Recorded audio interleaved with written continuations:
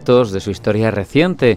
La desconfianza hacia Bruselas y lo que representa crece, los populismos avanzan, líderes como Víctor Orbán, aunque no solo, hablan abiertamente de una Unión Europea en desintegración y nos preguntamos si estamos ante el principio del fin del proyecto europeo o ante una nueva oportunidad para reinventarlo. Queremos saber en qué punto nos encontramos y entender algo mejor esta situación. Lo analizamos con Manuel José Gazápola Pallese, doctor en Relaciones Internacionales y director institucional de Universiae. Manuel José, bienvenido, buenas tardes. Muy buenas tardes, un placer estar de nuevo con ustedes. Manuel, surgen voces que hablan de una Europa atrapada en su propio laberinto, debilitada, burocrática, con fractura social. Yo te pregunto qué factores son, en tu opinión, más decisivos para este proceso. ¿Que hay una desigualdad clara entre los socios, que hay crisis de liderazgo o que al final la identidad política común no está tan clara y hay una cierta pérdida en ese campo? Pues yo creo que es una pregunta pertinente que no solo os la planteáis vosotros ahora aquí, en Pulso Geopolítico, sino también se lo plantea mucha gente a nivel empresarios, a nivel de gente de la calle, en definitiva los europeos, porque es que esos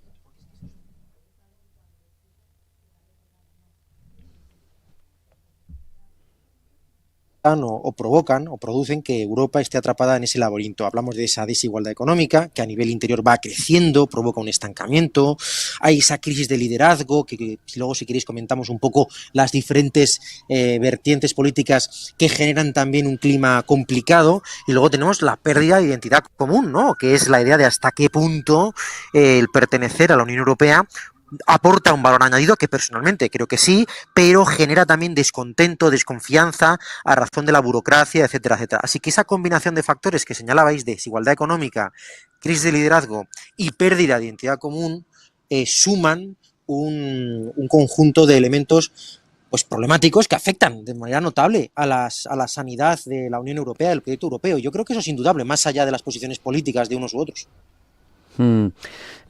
¿Hasta qué punto el auge de nacionalismos? Bueno, tenemos muchos donde elegir, desde Le Pen a Wilders, de Meloni a la AfD alemana, el propio Orbán, Fico, ¿son síntoma de un agotamiento del proyecto integrador tradicional europeo o son la causa de que vivamos en una ola de escepticismo entre los socios? Pues son consecuencia y causa al mismo tiempo. Son, igual que hablábamos antes de si esa crisis de liderazgo, si esa identidad o esa desigualdad económica, qué factor era más decisivo, yo creo que es el sumatorio. En este caso, hablando de sumatorios, esos nacionalismos son síntoma de que hay un desgaste, de que la gente siente malestar, que la gente no siente que desde hace muchos años ya, y ha ido increciendo, ¿no?, como el ciudadano europeo, ya sea del norte, del Mediterráneo, del este o del oeste, no nota que sus preocupaciones se dialoguen, ocupen los puntos principales de ese schedule, de ese orden del día en inglés que diríamos en Bruselas, por lo tanto se genera, bueno, pues ese malestar, pero simultáneamente ese malestar alimenta a esas corrientes que, a su vez, va la redundancia, esos nacionalismos, bueno, pues no son nada positivos, porque también fomentan, insuflan pues unas derechas nacionalistas muy incómodas, unos pensamientos más de la izquierda derecha antisistema que debilitan la integración de la Unión Europea. Así que, en definitiva, esos nacionalismos son síntoma, pero también causa de la fractura a nivel más de la fractura, quizás del avance de esa integración europea. Y a esto, además, tenemos que sumar un factor exógeno. Tenemos un Donald Trump que alienta la división europea, que apoya a los gobiernos críticos con Bruselas. Por otro lado, es lógico para sus propios intereses, ¿no?, porque es más fácil para Estados Unidos tratar con 27 pequeños que con un bloque más fuerte, ¿no? ¿Hasta qué punto el regreso de Trump a la Casa Blanca puede acelerar esta desintegración del proyecto europeo? O al revés, o puede reforzar, porque ves que por separado eres insignificante y que unido eres más potente.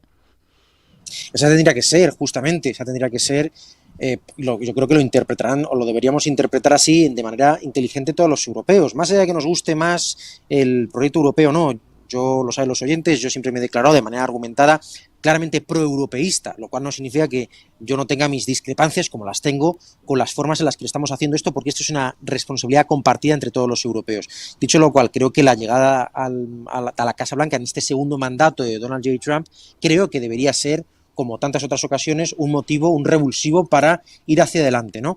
Ahora bien, es cierto, y no podemos negarlo, que a Estados Unidos le interesa la famosa idea del divide y vencerás. La Unión Europea es un gigante económico, un gigante muy potente, es un gigante con capacidad de influencia, desde el punto de vista de la economía.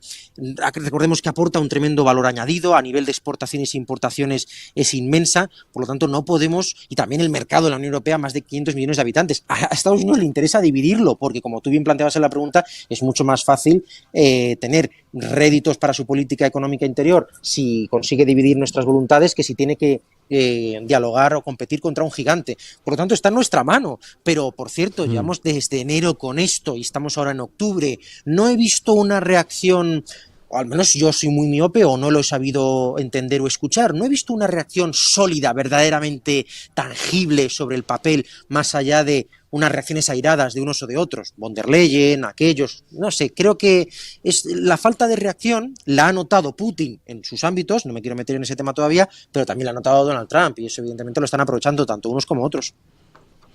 Al final muchos se quejan de que la Unión Europea regula, da la sensación de que es un gigante normativo, que se preocupa de que las directivas se transpongan, pero que el poder político escasea. Una deriva, no sé si te parece factible para algunos, es que pues que no se rompa, que no se desintegre, que no sean tan alarmistas como Orbán, pero que sobreviva como institución, pero como un cascarón, como una estructura vacía, un poco irrelevante. Depende de lo que queramos hacer los diferentes Estados miembros. Si la queremos hacer irrelevante, podemos hacerla desaparecer si es necesario.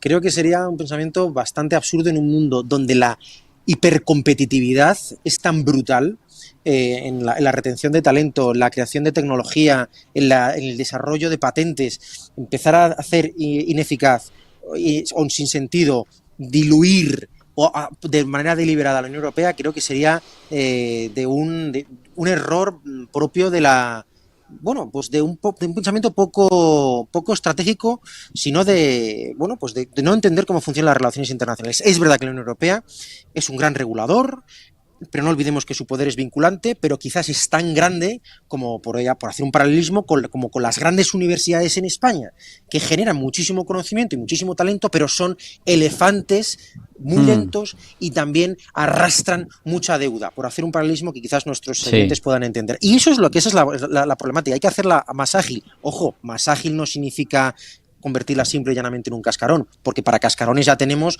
otras grandes supuestas uniones europeas en Latinoamérica, en África y en Asia que no sirven absolutamente para nada más que para hacer fotos de vez en cuando.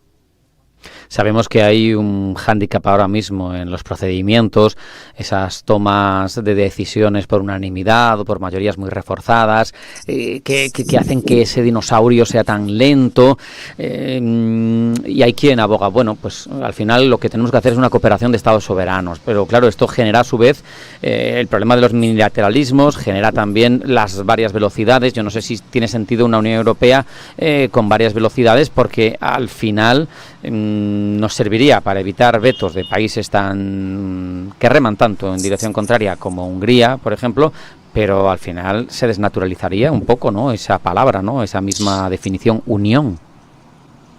Totalmente. Tú lo has planteado de manera mucho más clara que lo que podría haber hecho yo. ¿Podemos replantear qué queremos de la Unión Europea? Hagámoslo, por supuesto que sí. Ahora, una unión a varias velocidades.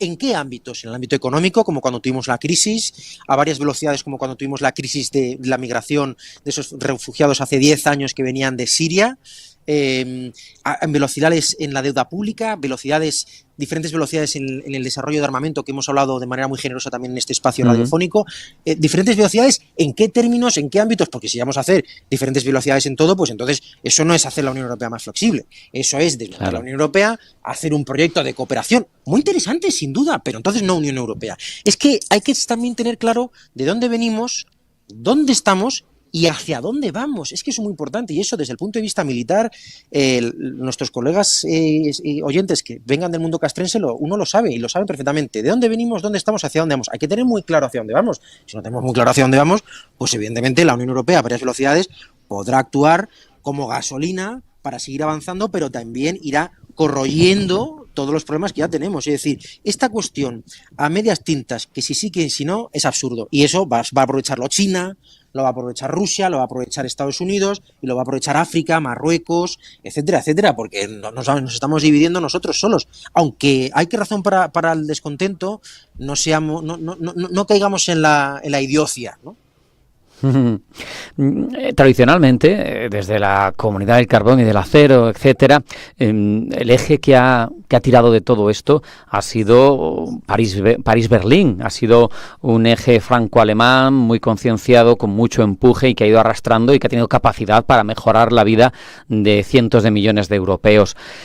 Yo no sé cómo ves ahora mismo la potencia de estos dos actores, que son además los dos PIBs y que son los dos enemigos históricos, los dos antagonistas de suelo europeo tradicional de grandes guerras, pero que juntos estaban uniendo y tirando de todos nosotros.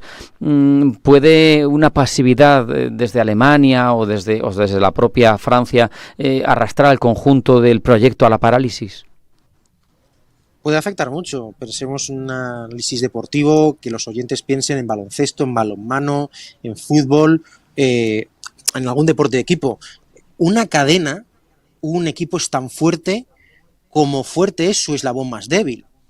Por lo tanto, si Alemania y Francia no tienen esa capacidad de tirar, de ser locomotoras, pues existe el altísimo riesgo de que tengamos un estancamiento en este proceso. Por lo tanto, es razonable que ahora la Unión Europea esté un tanto gripada a su motor por esos problemas internos a nivel económico, a nivel social, a nivel político. Fijémonos en la tormenta política que hay en Francia, también un poco la inestabilidad, los extremismos que tenemos en Alemania.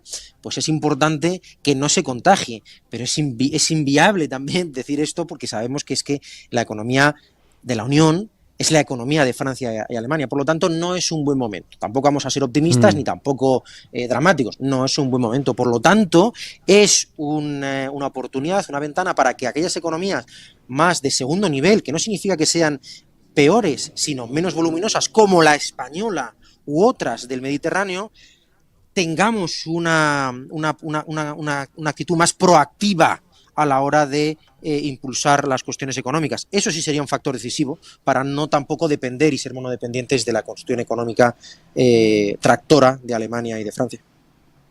Nos hemos quedado sin tiempo, Manuel José, pero te pido una respuesta rápida sobre uno de esos versos sueltos que son los que salpimentan toda esta crítica en torno a la Unión Europea.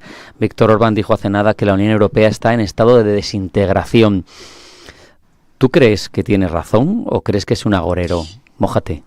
No, creo que le interesa. Creo que le interesa para que, por su voluntad política, por su escenario electoral, por sus acercamientos a Vladimir Putin, lo cual no tiene nada de malo, o sí, según se vea, ¿no? Desde qué perspectiva, pero no le interesa la perspectiva, las formas de hacer, las formas de proceder de Bruselas. A él no le interesa que le sigan exigiendo cuentas. Por lo tanto, él siempre va a hablar de que, bueno, el club europeo le funciona hasta lo que le interesa. Es más, ya dijo que estará hasta que le sea ventajoso. Por lo tanto, es una cuestión más oportunista. No creo que Víctor Orbán tenga la capacidad de hacer fracasar o no a la Unión Europea, a no ser que sea capaz de convencer a más gente.